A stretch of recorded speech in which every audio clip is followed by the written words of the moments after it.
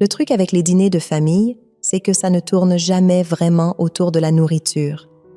Ce sont des pièges élaborés déguisés en gigots d'agneau et en conversations forcées, surtout dans ma famille. J'aurais dû savoir qu'il ne fallait pas accepter l'invitation de ma mère.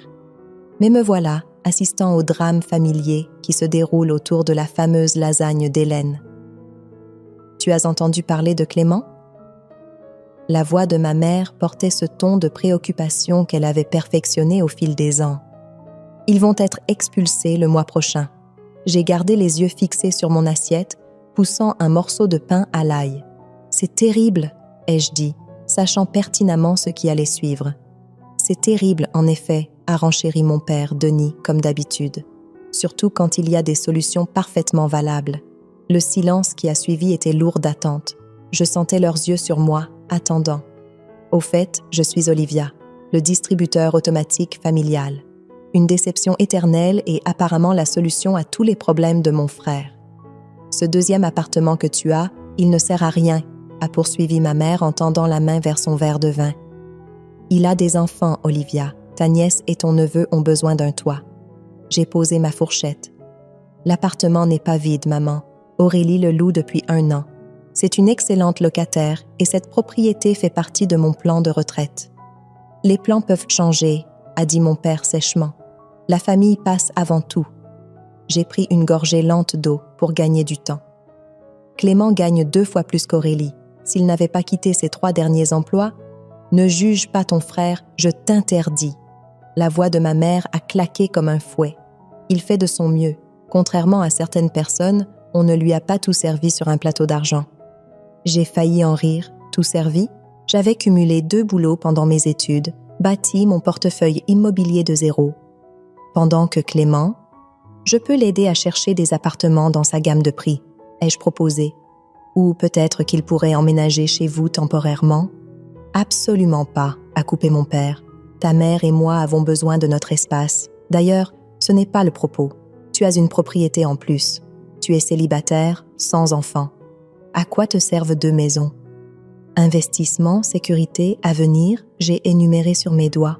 Les mêmes raisons que n'importe qui. Écoute-toi. Les yeux de ma mère se sont remplis de larmes. Pile poil, si froide, si égoïste. Qu'est-ce qui t'est arrivé, Olivia? Où avons-nous échoué? Je me suis levée, ma chaise raclant le sol. Je devrais y aller. Merci pour le dîner. Assieds-toi, a ordonné mon père. Nous n'avons pas fini de discuter. Si, nous avons fini. J'ai attrapé mon sac. L'appartement n'est pas disponible. Je suis désolée pour la situation de Clément, mais je ne peux pas. Tu ne peux pas ou tu ne veux pas? La voix de ma mère était devenue laide. Ton frère te donnerait sa chemise. C'est drôle, vu qu'il me doit toujours 3 000 € de Noël dernier. J'ai atteint le couloir avant que la voix de ma mère ne m'arrête. Si tu passes cette porte, ne t'embête pas à revenir. Une menace vide. Elle l'avait utilisée au moins une 12aine de fois auparavant. Je me suis retournée pour leur faire face une dernière fois. Je vous aime tous les deux, mais ma réponse est non. J'étais à mi-chemin de ma voiture quand j'ai réalisé que j'avais oublié mon téléphone sur le comptoir de leur cuisine. Jurant entre mes dents, j'ai fait demi-tour. La porte de service était toujours déverrouillée et je pouvais me glisser discrètement pour le récupérer. Mais en approchant, j'ai entendu des voix à travers la fenêtre. On n'arrive pas à croire qu'elle nous fasse ça. La voix de ma mère, épaisse de larmes. « Ne t'inquiète pas. » C'était Clément. Quand était-il arrivé? J'ai parlé à ce gars que je connais, il dit qu'on peut gérer ça nous-mêmes. Elle se croit si intelligente avec sa précieuse propriété d'investissement. Tu es sûr? Mon père, maintenant? Si elle découvre, elle ne va pas. Fais-moi confiance, d'ici la semaine prochaine, tout sera réglé, d'une manière ou d'une autre. Je me suis éloignée de la fenêtre, le cœur battant. Quoi qu'il préparait, ça ne pouvait pas être bon. J'avais déjà entendu ce ton déterminé dans la voix de Clément, juste avant qu'il n'emprunte ma voiture à l'université et ne la mette en épave, prétendant qu'elle avait été volée. Mon téléphone pouvait attendre. J'avais besoin de passer quelques appels moi-même. En rentrant chez moi, mes mains étaient stables sur le volant. Même si mon esprit s'emballait, ils pensaient que c'était moi l'égoïste. Très bien. Ils voulaient jouer? D'accord. Mais cette fois, je n'allais pas me laisser faire. Cette fois, j'allais être prête pour tout ce qu'il me lancerait. Parce que le truc avec les dîners de famille, c'est que ça ne tourne jamais vraiment autour de la nourriture. Parfois, ce sont des déclarations de guerre. 3 jours après le dîner de l'enfer, mon téléphone a vibré pendant une réunion client. Voyant le nom d'Aurélie s'afficher à l'écran, je me suis excusée pour prendre l'appel. « Olivia, je suis tellement désolée de te déranger, mais il y a quelqu'un ici qui essaie d'entrer dans l'appartement. » Sa voix tremblait. « Ils ont un serrurier avec eux. Ils disent que c'est une propriété familiale. » « Appelle la police, maintenant. J'arrive. » J'ai enfreint toutes les limitations de vitesse pour y arriver. Au moment où je me suis garée, une voiture de police était déjà stationnée devant. Et ils étaient là, mon père et Clément, debout avec un serrurier visiblement perplexe, tandis que 2 agents prenaient des dépositions. « La voilà », a pointé Clément vers moi.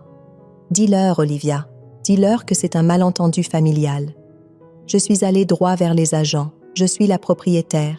Ces hommes tentaient d'entrer par effraction et de changer les serrures alors que ma locataire occupe légalement les lieux. « C'est un mensonge !» a crié mon père. « Cette propriété appartient à la famille. Nous avons tous les droits. »« Montrez-leur les papiers, alors !» ai-je lancé en sortant mon téléphone. Pendant ce temps, j'ai l'acte de propriété juste ici, ainsi que le contrat de location actuel. L'une des agentes, une femme aux yeux bienveillants et à l'attitude résolue, a examiné mes documents. « Madame, souhaitez-vous porter plainte ?» J'ai regardé le visage livide de mon père, la panique mal dissimulée de Clément. « Pas aujourd'hui, mais je veux que cet incident soit consigné. » Après que les agents soient partis, prenant les informations du serrurier pour leur rapport, Clément s'est approché de moi. « Tu as vraiment fait le coup, Serette. Maman va... » « Va quoi ?» l'ai-je coupé. « Va pleurer, manipuler, menacer. Dis-moi, Clément, comment ça marche pour toi jusqu'à présent ?»« Ce n'est pas fini, » a grogné mon père. « En fait, si. » Je me suis tournée vers Aurélie qui se tenait nerveusement dans l'embrasure de la porte. « Ça va ?» Elle a hoché la tête. J'ai tout filmé, juste au cas où. Notre fille intelligente. Je lui ai souri avant de faire face à ma famille à nouveau. Que les choses soient claires. Cette propriété n'est plus seulement à mon nom. Elle est dans une fiducie irrévocable. Savez-vous ce que cela signifie? Les regards vides sur leur visage disaient tout. Cela signifie que vous ne pouvez pas y toucher, jamais. Ni par la culpabilité, ni par des avocats, ni par des serruriers. Alors, à moins que vous ne vouliez ajouter des accusations criminelles à votre liste croissante de problèmes, restez loin de ma propriété et de ma locataire. Tu as planifié ça, m'a accusé mon père, sa voix basse et dangereuse. Tu savais qu'on aurait besoin d'aide et tu as fait en sorte qu'on ne puisse pas y accéder, ta propre famille. En fait, c'est Nathalie qui a suggéré la fiducie il y a 6 mois. Je me suis souvenue de cette conversation avec ma conseillère financière et meilleure amie. Ton frère s'est renseigné sur tes propriétés, avait-elle dit autour d'un café. Et ta mère a appelé mon bureau pour essayer d'obtenir des informations sur tes comptes. Tu dois te protéger. À l'époque, j'en avais ri. Ils sont agaçants, mais ils n'essaieraient jamais vraiment quoi que ce soit. Fais-moi confiance, avait-elle insisté. J'ai déjà vu ça. La famille peut être impitoyable quand l'argent est en jeu. Mettons en place la fiducie maintenant avant que tu n'en aies besoin. Debout ici, maintenant, regardant mon père et mon frère bouillir de leurs sentiments de droit bafoués, j'ai silencieusement remercié Nathalie pour sa prévoyance. « Tu as changé » a craché Clément. « Tu te souciais de la famille avant. Je m'en soucie toujours. C'est pourquoi je ne porte pas plainte. Mais c'est votre seul avertissement. Approchez-vous de ma propriété à nouveau et je vous noierai sous les frais de justice si profondément que vous aurez besoin de plus que les larmes de maman pour vous en sortir. » Ils sont partis, mais pas avant que mon père ne se retourne. « Ta mère va l'apprendre. »« Mieux vaut son cœur que mon compte en banque, » ai-je crié après lui. Une fois qu'ils ont été partis, Aurélie m'a serré dans ses bras. « Merci. J'ai eu tellement peur quand ils sont arrivés. » Tu as fait exactement ce qu'il fallait en m'appelant. J'ai vérifié les caméras de sécurité que j'avais installées après l'incident du dîner. Envoie-moi cette vidéo que tu as prise, d'accord? Juste au cas où. De retour dans ma voiture, mon téléphone a émis un son pour un SMS d'un numéro inconnu. Tu crois vraiment être en sécurité? Vérifie les finances de Clément. Tu n'es pas la seule qui l'essaie d'arnaquer. J'ai fixé le message, mes mains tremblant légèrement. Une partie de moi voulait l'ignorer, croire que c'était la fin de leur manigance. Mais je savais mieux que ça. Ce n'était que le début.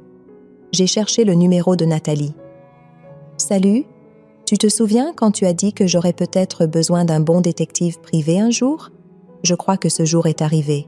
Parce que le truc avec la famille, parfois, se protéger d'eux est un travail à plein temps. » Le bureau de Sylvie Dubois ressemblait exactement à ce qu'on attendrait d'un espace de travail de détective privé.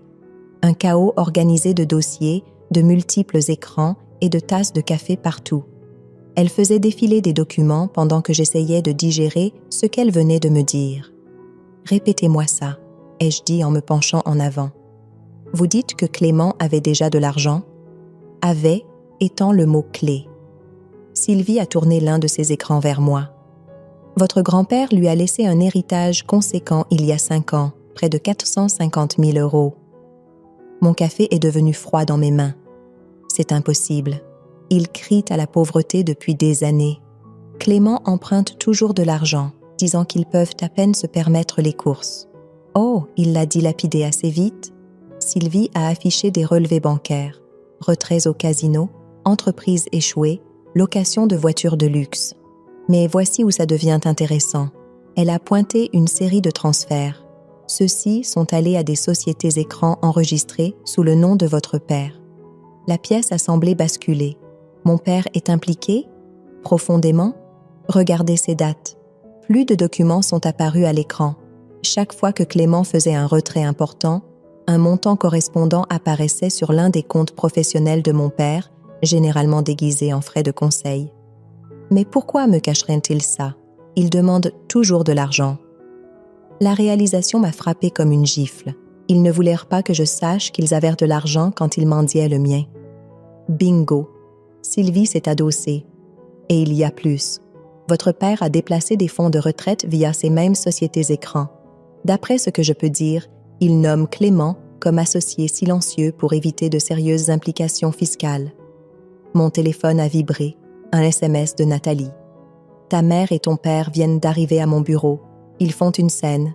Je dois y aller. »« Je dois y aller, » ai-je dit à Sylvie en me levant. « Envoyez-moi tout ce que vous avez et continuez à creuser. » Je suis arrivée au bureau de Nathalie en un temps record. Les yeux écarquillés de la réceptionniste m'ont dit tout ce que j'avais besoin de savoir. « Ils sont toujours là », a-t-elle chuchoté. « Dois-je appeler la sécurité ?» À travers les murs de verre, je pouvais voir mes parents face à Nathalie, qui gardait son calme professionnel, même si ma mère gesticulait sauvagement. J'ai poussé la porte juste à temps pour entendre. « Comment osez-vous l'aider à trahir sa famille comme ça ?»« C'est un lieu de travail, » a dit Nathalie fermement. « Je vais devoir vous demander de partir. » « Pas tant que vous n'aurez pas défait ce que vous avez fait avec cette fiducie, » a exigé mon père. « Vous avez monté notre fille contre nous. »« Non, » ai-je annoncé depuis l'embrasure. « Vous avez fait ça tout seul. » Ils se sont retournés. Le visage de ma mère s'est froissé dans son expression de victime habituelle. « Comment as-tu pu nous humilier comme ça, nous faire passer pour des criminels devant la police ?»« C'est drôle que vous parliez de criminels. » J'ai sorti mon téléphone, affichant les documents que Sylvie venait d'envoyer. « Voulez-vous parler de l'héritage de grand-père, celui que Clément a dilapidé tout en me suppliant encore de l'argent ?» La couleur a fui du visage de mon père. « Où as-tu » Ou peut-être devrions-nous discuter de vos sociétés écrans, la comptabilité créative. Je me demande ce que le fisc en penserait. « Tu n'oserais pas » a grogné mon père en faisant un pas vers moi. La main de Nathalie s'est posée sur le téléphone de son bureau. « Monsieur, reculez ou j'appelle la sécurité. »« Nous partons » a annoncé ma mère en attrapant le bras de mon père. « Mais ce n'est pas fini, Olivia. Tu te crois si maligne avec tes enquêtes et ta fiducie, mais tu n'as aucune idée de ce que tu fais à cette famille. »« Je sais exactement ce que je fais, » ai-je répondu. Je vois enfin clair. Après qu'il soit parti en trombe, Nathalie m'a serré dans ses bras. Je suis tellement désolée. Je n'aurais jamais pensé qu'il viendrait ici. C'est moi qui suis désolée, mais merci pour tout. Tu avais raison pour la fiducie. Ne me remercie pas encore. Elle avait l'air inquiète. Ils sont désespérés maintenant. Les gens désespérés font des choses stupides. Mon téléphone a émis un son pour une notification de message vocal. Le nom de Sophie est apparu à l'écran. Je l'ai écouté en haut-parleur. « Olivia, s'il te plaît ?» La voix de ma belle-sœur était brisée par les sanglots. Clément parle de se faire du mal. Il dit qu'il ne supporte pas la honte, la pression. S'il lui arrive quelque chose, ce sera de ta faute. Son sang sera sur tes mains. S'il te plaît, donne-lui juste l'appartement avant qu'il ne soit trop tard. J'ai supprimé le message. Mes mains étaient stables malgré la rage qui montait en moi. Ils essaient de te manipuler, a dit Nathalie doucement. Je sais. J'ai rassemblé mes affaires et ils viennent de faire une énorme erreur. Qu'est-ce que tu vas faire ? J'ai pensé à l'héritage, aux sociétés écrans, aux années de mensonges et de manipulations. Ils veulent jouer sale ? Très bien. Voyons comment ils s'en sortent quand j'arrête d'être gentille. Parce que le truc avec la manipulation, ça ne marche que jusqu'à ce que la cible décide qu'elle en a assez d'être manipulée. Le message vocal de Sophie m'a hantée pendant exactement 6 minutes. Le temps qu'il m'a fallu pour me rendre au cabinet de Maître Lefebvre. Mon avocat m'attendait déjà. Des documents étaient étalés sur son bureau comme des plans de bataille. « La menace de suicide de votre frère », a dit Maître Lefebvre en examinant le message vocal que je lui avais transféré. « Extorsion émotionnelle classique. Nous documentons tout. » « Devrais-je m'inquiéter ?» ai-je demandé, pensant aux tendances théâtrales de Clément. « Pour sa sécurité ? Non. Pour ce que cela révèle de leur tactique ? Absolument. » Maître Lefebvre a ouvert un dossier sur son ordinateur. Ils escaladent. D'abord l'intimidation physique avec le serrurier. Maintenant la guerre psychologique. Nous devons agir vite. Nathalie est arrivée avec une pile de relevés financiers. « Vous allez vouloir voir ça », a-t-elle dit en les étalant sur le bureau de Maître Lefebvre. Denis a été très occupé, regardez ses transferts. Je me suis penchée, scannant les documents. Ces dates, elles correspondent à chaque fois que j'ai refusé de l'argent. Exactement. Nathalie a pointé des transactions spécifiques. Chaque fois que vous disiez non, il déplaçait des fonds entre les comptes. Il n'était jamais désespéré, il cachait des actifs. Mon téléphone a vibré. Aurélie, encore. Olivia, Clément et Sophie sont devant l'immeuble. Ils disent à tout le monde que j'occupe leur propriété illégalement, que tu la leur as volée. Reste à l'intérieur, ai-je ordonné. J'appelle la police. Maître Lefebvre a levé une main. Attendez, utilisons ça. Enregistrez tout ce qu'ils disent. Nous devons établir un schéma de harcèlement. 1 heure plus tard, j'avais ce dont j'avais besoin. Des images vidéo de Clément hurlant sur ma locataire, Sophie sanglotant de façon dramatique à propos de leurs enfants sans abri et de multiples témoins de leur comportement. « Parfait », a dit Maître Lefebvre en examinant les images. « Maintenant, à propos de ces relevés financiers, mon téléphone a sonné à nouveau, numéro inconnu. Mademoiselle Summers a demandé une voix sévère. Ici le service des fraudes de Capital 1. Nous appelons concernant une activité inhabituelle sur votre compte. » Mon sang s'est glacé lorsque la représentante a détaillé des milliers d'euros de frais, tous à mon nom, tous autorisés avec mon numéro de sécurité sociale. « Je n'ai jamais ouvert ce compte », ai-je dit en mettant l'appel sur haut-parleur. La demande a été soumise la semaine dernière, a expliqué la représentante, avec toutes vos informations correctes. Maître Lefebvre tapait déjà. Usurpation d'identité. Ajoutez-le à la liste. Après l'appel, je suis restée assise en silence, abasourdie. Nathalie m'a serré l'épaule. « Ça va ?» Ils ont utilisé mon numéro de sécurité sociale, ai-je dit doucement. Ma propre famille. « C'est bien, » a interjeté Maître Lefebvre. « Enfin, pas bien, mais utile. L'usurpation d'identité est une infraction fédérale. Ils ont franchi une ligne qui ne peut pas être franchie en retour. » « Quelle est notre prochaine étape ?» ai-je demandé. « On passe à l'attaque frontale. » Maître Lefebvre a sorti un bloc-notes vierge. D'abord, nous déposons des accusations de fraude. Ensuite, nous préparons une action civile détaillant tout. Le harcèlement, les crimes financiers, tout. Mais le plus important, il a souri d'un air sombre, nous rendons ça public. Public ? Mon estomac s'est noué. Il compte sur ton silence, a ajouté Nathalie. Sur ta honte, brise ça et leur pouvoir s'effondre. Mon téléphone a émis un son pour un SMS de Sophie. J'espère que tu es contente. Clément est à l'hôpital. C'est entièrement de ta faute. Je l'ai montré à Maître Lefebvre, qui a immédiatement commencé à taper sur son téléphone. Vérifie les hôpitaux locaux. Rien, aucune admission à son nom au cours des dernières 24 heures. Un autre mensonge, ça suffit. Je me suis levée, la colère l'emportant enfin sur la prudence. J'ai fini de jouer la défense. « À quoi penses-tu » a demandé Nathalie. « Ils veulent détruire ma réputation ?»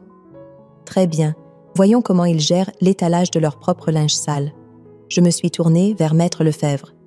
À quelle vitesse pouvons-nous déposer ces accusations ? Donnez-moi 1 heure. Bien, Nathalie, donne-moi tout ce que tu as sur les sociétés écrans de Denis. Tout. Déjà compilé. J'ai sorti mon propre téléphone, ouvrant mes emails. J'envoie tout à Sylvie. Voyons ce qu'elle peut déterrer d'autres sur leurs finances. Olivia, a mis en garde Maître Lefebvre.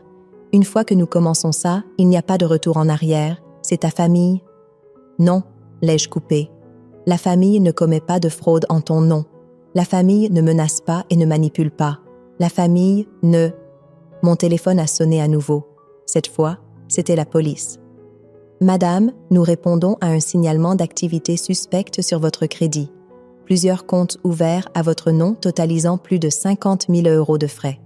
J'ai mis le téléphone sur haut-parleur, laissant Maître Lefebvre et Nathalie entendre chaque détail.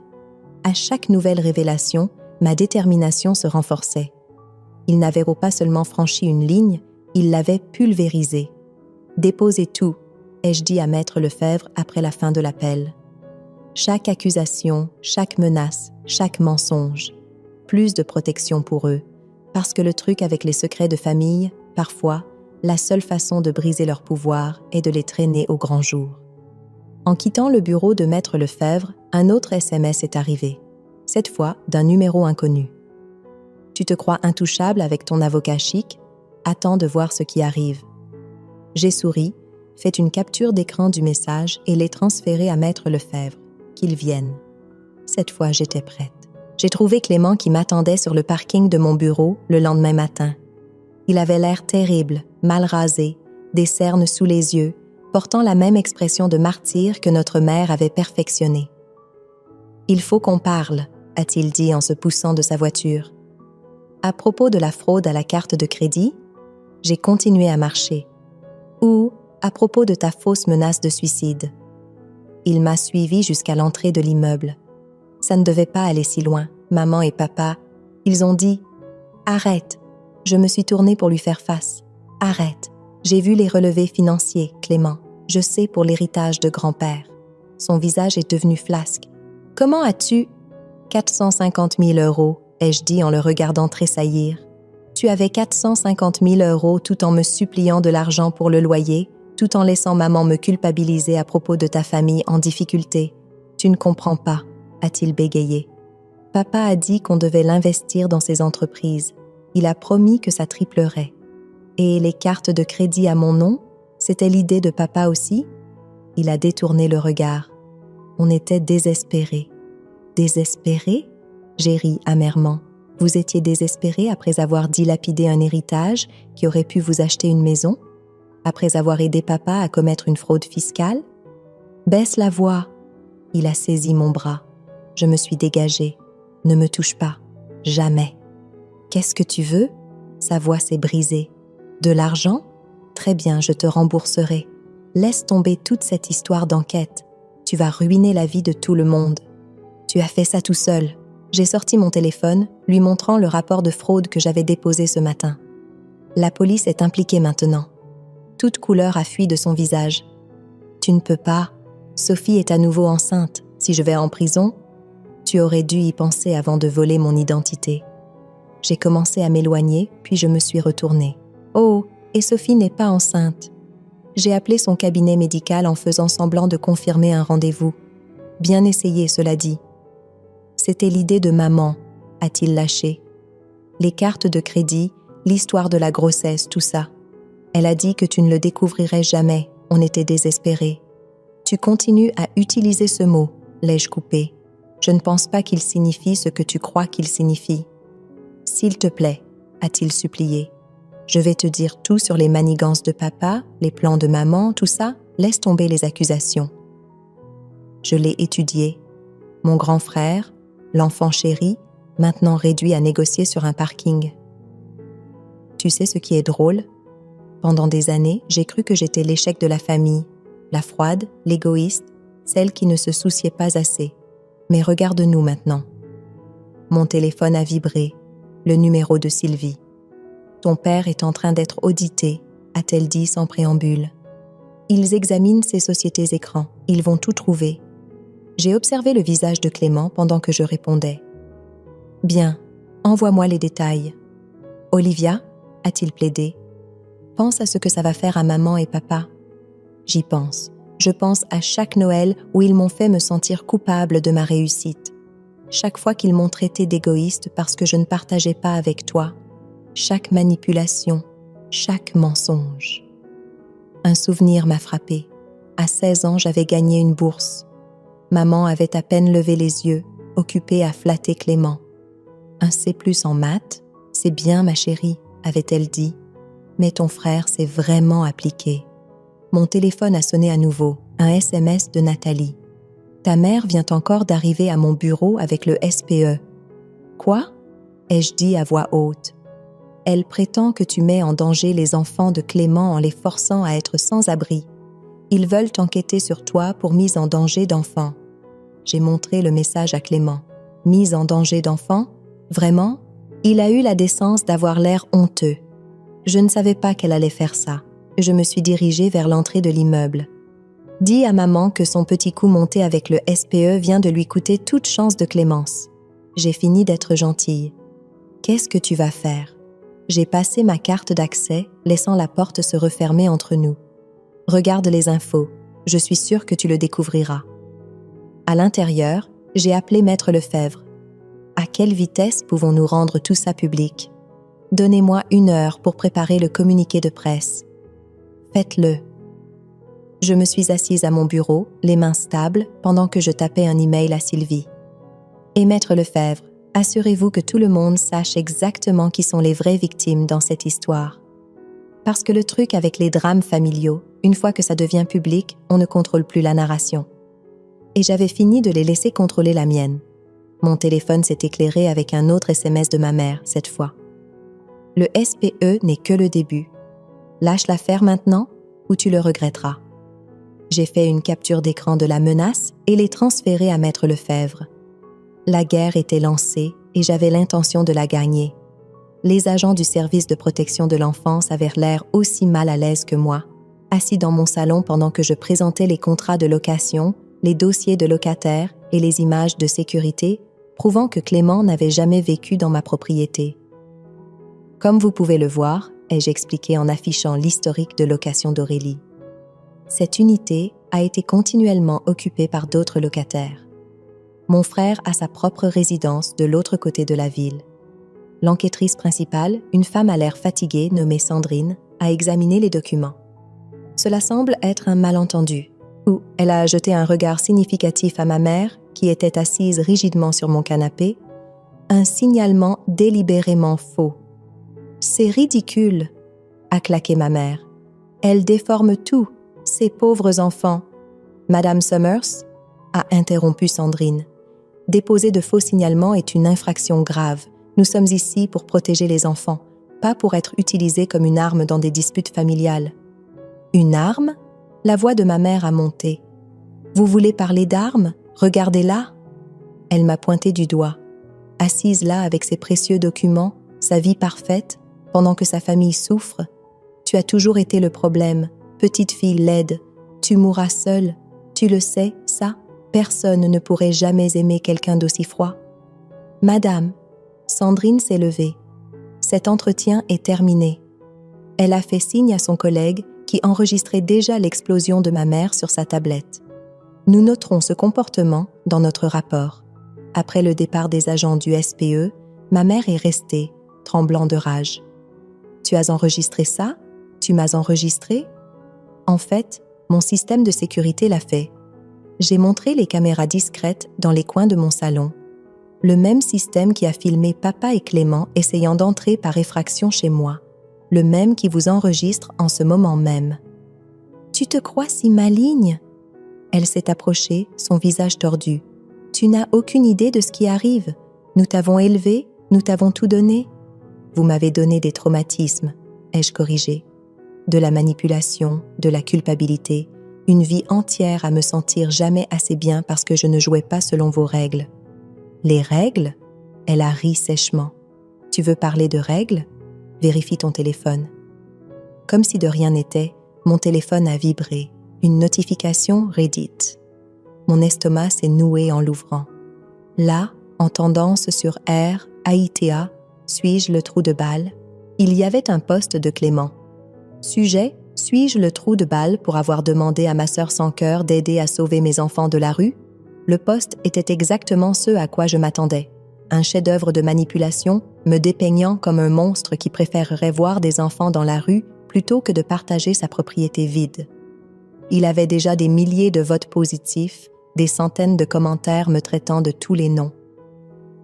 Les réseaux sociaux sont une chose amusante, a souri ma mère. Les gens adorent les bonnes histoires de méchants. J'ai levé les yeux de mon téléphone, soudainement calme. Vous savez ce qui est plus amusant? Les preuves. J'ai ouvert mon ordinateur portable, le tournant pour lui montrer le dossier que j'avais constitué.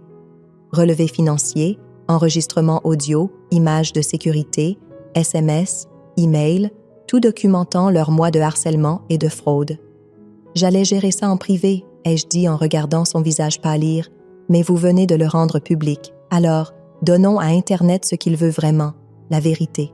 Tu n'oserais pas. Essayez-moi. J'ai commencé à taper. Devrais-je commencer par l'héritage que Clément a dilapidé, la fraude fiscale de papa, le vol de carte de crédit, ou peut-être votre faux signalement au SPE? Je nierai tout. Avec quelle preuve? J'ai montré mes caméras. Chaque menace que vous avez faite est enregistrée, chaque mensonge documenté, chaque manigance exposée. Elle a attrapé son sac, les mains tremblantes. Ce n'est pas fini. En fait, si. Je me suis levée.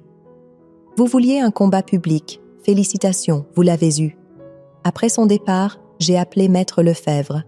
À quelle vitesse pouvons-nous répondre au post Reddit de Clément?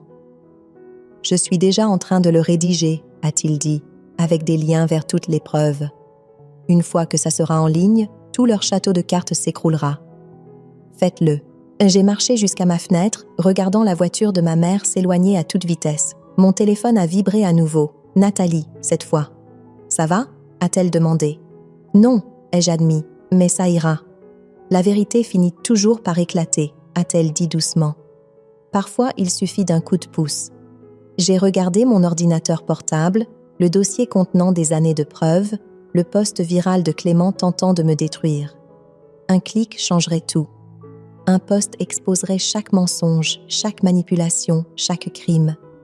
Mon doigt a hésité au-dessus de la souris. Une partie de moi hésitait encore. Après tout, c'était ma famille. Puis, les mots de ma mère ont résonné. « Petite fille laide, tu mourras seule. » J'ai cliqué sur « Publier ». Parce que le truc avec la famille, parfois, la seule façon de guérir est de laisser le monde entier voir exactement qui ils sont vraiment. La vérité était maintenant révélée, et il n'y avait pas de retour en arrière possible. Ma réponse est devenue virale en quelques heures. Internet, il s'avère, adore les bonnes histoires de vengeance, surtout celles avec des preuves. Chaque document, chaque enregistrement, chaque preuve a été mise à nu pour que le monde entier puisse la voir. « Ton post vient d'atteindre la première page », a dit Nathalie en rafraîchissant son écran. Les commentaires. Les gens partagent des histoires similaires. Tu as lancé quelque chose. Mon téléphone n'avait pas arrêté de sonner.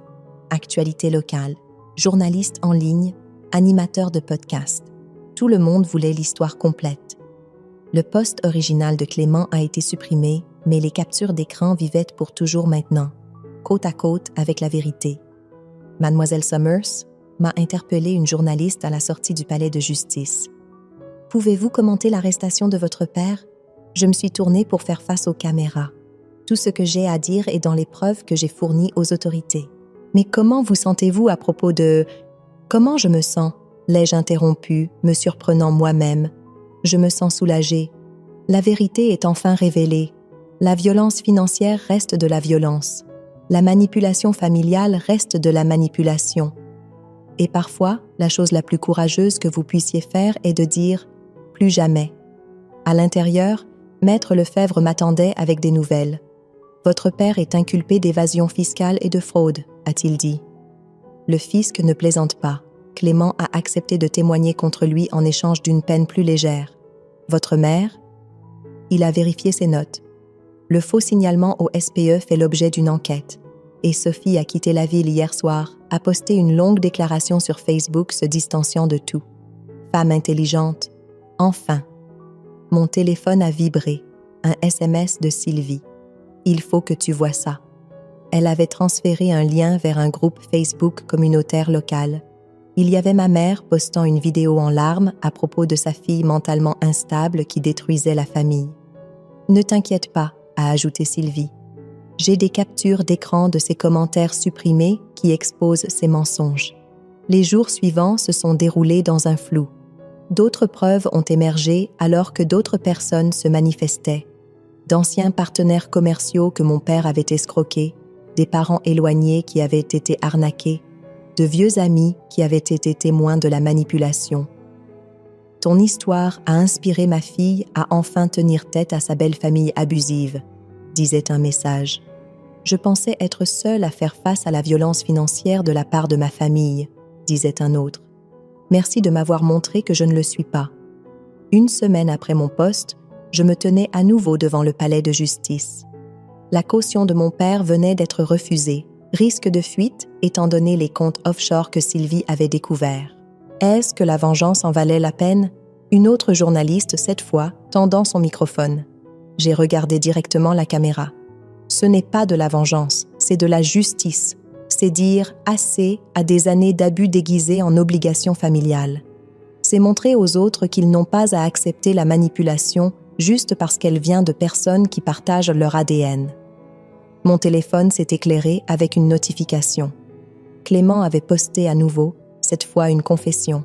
« Tout ce que ma sœur a dit est vrai, je suis désolée, j'ai besoin d'aide. » Plus tard dans la soirée, assise dans le bureau de Maître Lefebvre, nous avons examiné les conséquences. « Votre père risque une peine sérieuse, a-t-il dit. Le fisc ne plaisante pas. Clément a accepté de témoigner contre lui en échange d'une peine plus légère. Votre mère? » Il a soupiré. Elle a reçu des ordonnances de protection de 3 personnes différentes qui se sont manifestées avec des plaintes pour harcèlement. Et l'appartement? En sécurité dans la fiducie, bien que vu tout ce qui est sorti, je doute qu'ils essaient quoi que ce soit d'autre. Mon téléphone a vibré. Aurélie. Je voulais juste te faire savoir que je déménage le mois prochain. J'ai économisé assez pour un apport pour mon propre logement. Tu m'as inspiré à arrêter d'attendre et à prendre le contrôle de ma vie. Cette nuit-là, je suis passée devant la maison de mes parents, sombre maintenant, vide. Ma mère séjournait chez sa sœur, qui avait posté une longue diatribe sur la loyauté familiale qui avait spectaculairement échoué lorsque quelqu'un avait partagé des captures d'écran de ses propres manigances financières. Nathalie a appelé alors que je me garais dans mon allée. « Tu es encore en tendance, apparemment. » J'ai déverrouillé ma porte. « Tu as vu la confession de Clément? » « Oui, tu crois qu'il le pense? Ça n'a plus d'importance. » Je me suis installée sur mon canapé, sentant le poids des dernières semaines. Ce n'est plus entre mes mains maintenant. La vérité fait son travail. Des regrets? J'ai pensé à mon père dans sa cellule, aux vidéos larmoyantes de ma mère, à la chute de Clément. Seulement de ne pas l'avoir fait plus tôt. Parce que le truc avec le karma, parfois, il a besoin d'un témoin. Parfois, la meilleure vengeance n'est pas de comploter en secret. C'est simplement de se tenir dans la lumière et de dire la vérité. Mon téléphone s'est éclairé une dernière fois. Un autre message d'un inconnu. « Ton histoire m'a donné du courage. Demain, je vais enfin dire non à ma famille. » J'ai souri, tapant en réponse. La vérité vous libérera. Mais d'abord, elle fera chier tout le monde. Et assise là, dans ma maison tranquille, entourée des conséquences de la justice rendue, je ne ressentais rien d'autre que la paix. Le silence dans mon appartement était différent maintenant. paisible au lieu d'être solitaire. Je triais de vieilles photos de famille quand Aurélie a frappé à ma porte tenant un petit sac cadeau. « Je sais qu'il me reste encore 2 semaines sur le bail », a-t-elle dit en entrant, « mais je voulais te donner ça avant de déménager. » À l'intérieur du sac se trouvait une citation encadrée. « Parfois, la famille que l'on choisit est plus forte que la famille dans laquelle on est. » « Merci », ai-je dit, sincèrement touchée. « Et félicitations pour ton nouveau logement. Je n'aurais pas pu le faire sans toi, sans me montrer ce que signifie se défendre. » Elle a hésité. « Tu as eu de leurs nouvelles ? » Une lettre est arrivée de ma mère ce matin. J'ai montré l'enveloppe non ouverte sur ma table basse. Je n'ai pas décidé si je vais la lire. Mon téléphone a vibré. Nathalie. Allume la chaîne 7 maintenant. J'ai attrapé la télécommande. Là, à l'écran, se trouvait mon père, en tenue de prison, mené au tribunal. Le titre défilait « Homme d'affaires local plaide coupable dans une affaire de fraude fiscale ». Dans un développement surprenant, a dit la journaliste, Denis Summers a accepté un accord de plaidoyer impliquant plusieurs associés dans une opération de fraude financière de plusieurs années. Aurélie m'a serré la main pendant que nous regardions. « Ça va ? » « Mieux que ça. » J'ai mis la télévision en sourdine. C'est enfin terminé. Mon téléphone s'est éclairé à nouveau, cette fois avec un message de Sophie. J'ai demandé le divorce aujourd'hui. Tu avais raison sur tout. Je suis désolée de ne pas l'avoir vu plus tôt. En parlant de fini, a dit Aurélie, j'ai entendu dire que ton histoire allait être présentée dans ce documentaire sur la violence financière dans les familles. Il m'interviewe la semaine prochaine. J'ai pris la lettre de ma mère. Tu veux être témoin de ma décision, que je la fasse ou que je la regrette. Ouvre-la. La lettre était exactement ce à quoi je m'attendais. 3 pages de culpabilité, de reproches et 0 responsabilité. « Tu as détruit cette famille », écrivait-elle.